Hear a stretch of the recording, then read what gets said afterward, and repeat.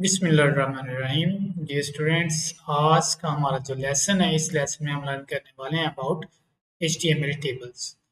आप HTML के अंदर टेबल्स किस तरह से क्रिएट करेंगे, किस तरह से आप अपने टेबल्स को अट्रैक्टिव और ब्यूटीफुल बनाएंगे, ये हमारा आज का टॉपिक है।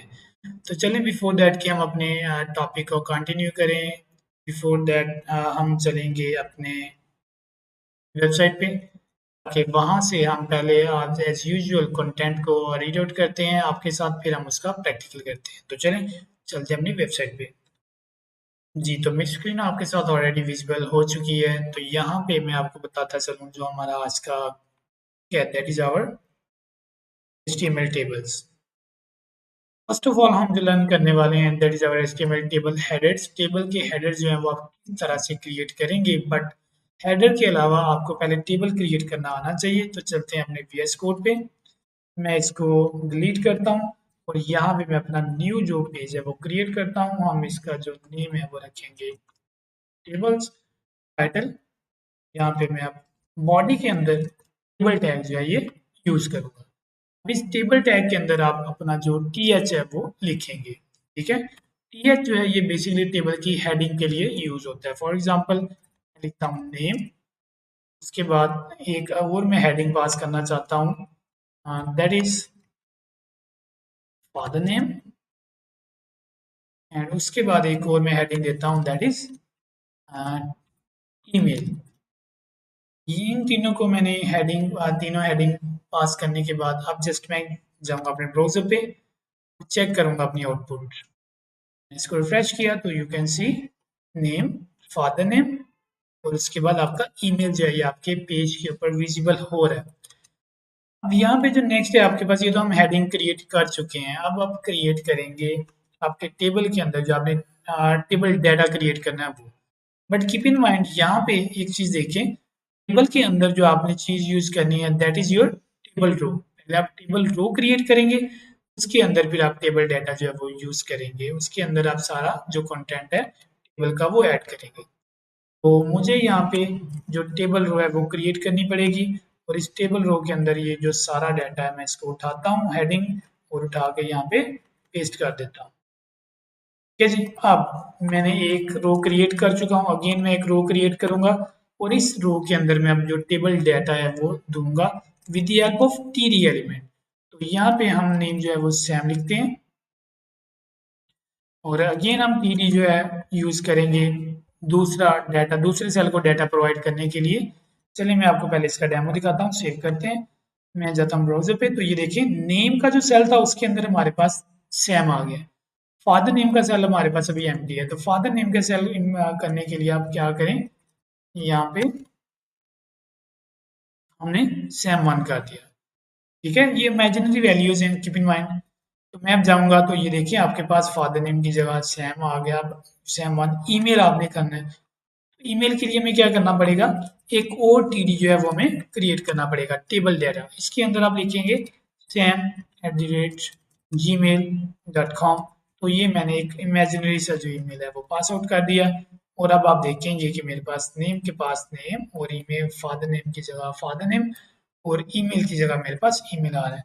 आप चाहें तो अगेन एक और TR जो है वो क्रिएट कर सकते हैं, और इसके अंदर आप सेम डाटा जो है वो कॉपी कर, मैं फिलहाल कॉपी करता हूँ सेम डाटा, बट आप मजीद इसको अपनी जो आपका डिजायर डाटा है उसको आप फिल आउट कर सकते हैं। ये मैं इसलिए कर रहा हूँ for the saving of time. मैंने इसको सेव किया, मैंने इसको कॉपी करके रिफ्रेश किया, और ये देखिए आप, ये मेरे पास सारा नेम जो है, ये सारा डाटा जो है मेरे पास टेबल में आता जा रहा है। अब इसके बाद जो हमारा नेक्स्ट कंटेंट है, what is our next content, ये जी vertical table headers. Vertical table headers के लिए सिर्फ और सिर्फ आपने TH टैग लगाना होता है, इसके बारे में हम ऑलरेडी डिस्कस कर चुके हैं। अब आपने टेबल को अलाइन करना है, आपके जो टेबल हेडर्स हैं अगर आप इसको अलाइन करना चाहते हैं तो आप क्या करेंगे, आप CSS को यूज करेंगे, CSS प्रॉपर्टी को, और इस तरह आप इजीली अपने टेबल को अलाइन कर सकते हैं। चलें जी, हमारे पास CSS एक्सटर्नल फाइल अवेलेबल है। हम यहाँ पे जाते पहले तो इस फाइल को अपने इस HTML पेज के साथ अटैच करते हैं।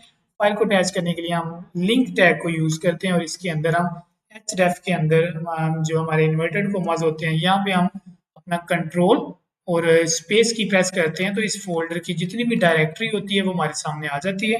मैंने external dot C S S file का लिंक इधर अटैच कर दिया है।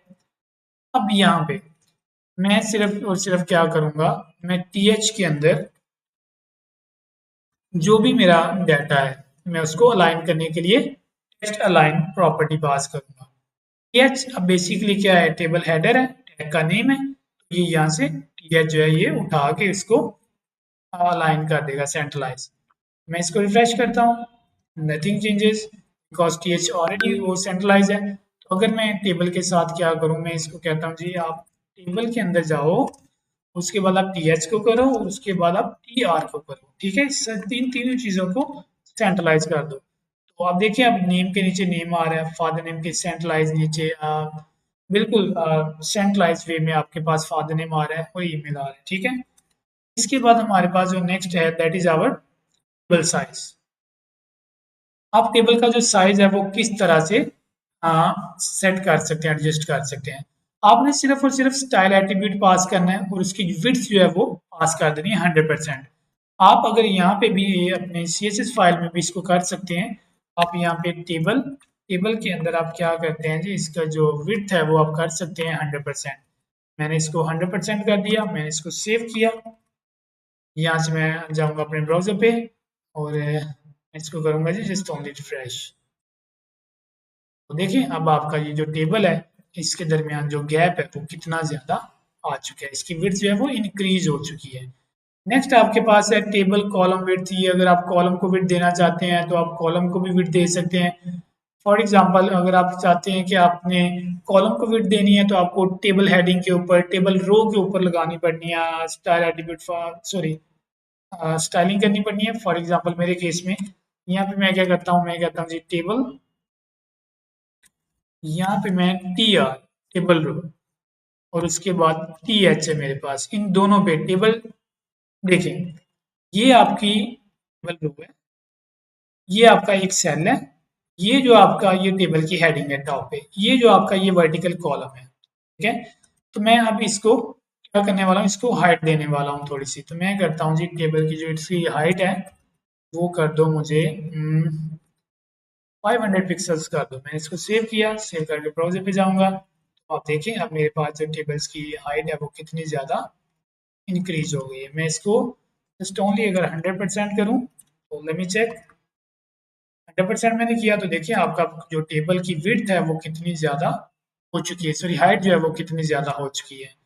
सिमिलरली आप इसको अपनी मर्जी के अकॉर्डिंग जो हाइट और विड्थ दे सकते हैं। तो मैं इसको 20 दे देता हूँ, 20 पिक्सल सेव करता हूँ।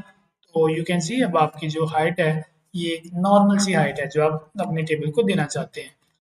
हाइट के बाद आपके पास जो नेक्स्ट है that is our table styling. आप अपने टेबल को किस तरह से स्टाइल करेंगे। तो आप टेबल स्टाइलिंग के लिए आपके पास CSS मौजूद है। CSS को ऑलरेडी हम लर्न कर चुके हैं अपने पिछले लेक्चर्स में। तो आप अपनी टेबल रो को स्टाइल कर सकते हैं, आप अपने टेबल के कॉलम को स्टाइल कर सकते हैं, टेबल को बैकग्राउंड कलर दे सकते हैं। फॉर एग्जांपल अगर ये हमारा टेबल है तो हम इसको यहाँ पे बैकग्राउंड कलर दें। तो मैं इसको हॉट पिंक अगर बोलूँ, आई एम सॉरी, इसको हॉट पिंक अगर बोलूँ, मैं इसको सेव करूँ तो मैं जाऊँ अपने ब्राउजर पे तो यू कैन सी पूरे टेबल का जो बैकग्राउंड कलर है वो हॉट पिंक हो गया, ठीक है।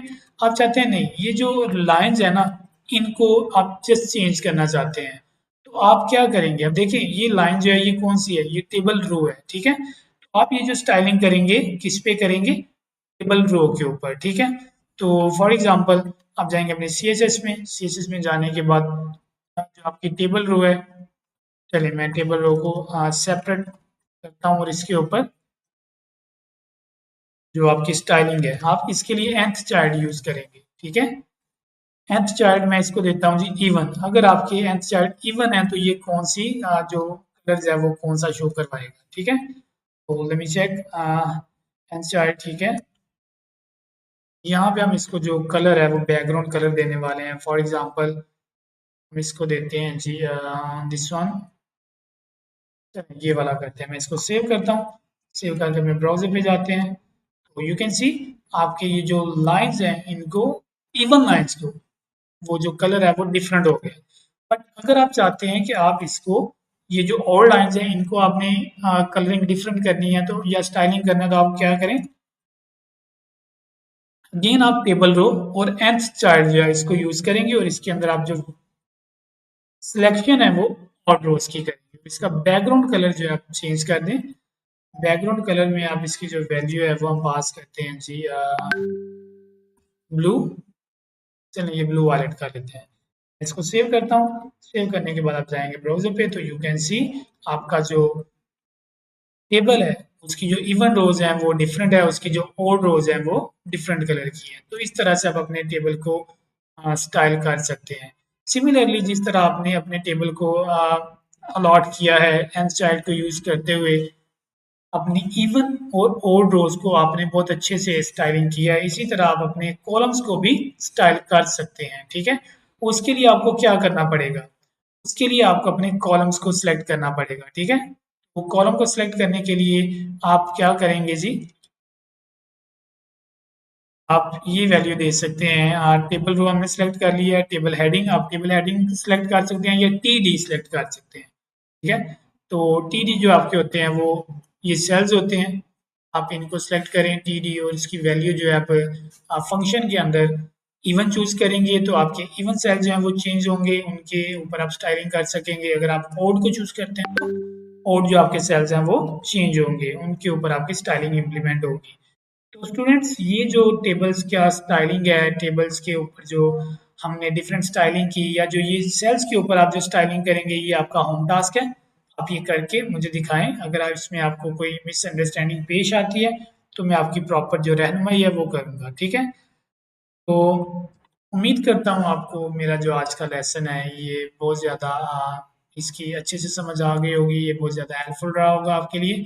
अगर आपको मज़ीद इसमें कोई चीज़ें जो हैं जो आपको परेशान कर रही हैं, जो आपको इसकी किसी चीज़ की समझ नहीं आ रही, तो आप अभी मुझे मैसेज करें व्हाट्सएप पे या फिर आप मुझे ईमेल कर सकते हैं, मैं आपकी रहनुमाई के लिए अवेलेबल हूँ। तो मिलते हैं जी अपने नेक्स्ट लेक्चर में, तब तक के लिए मुझे इजाज़त दें। अल्लाह हाफ़िज़।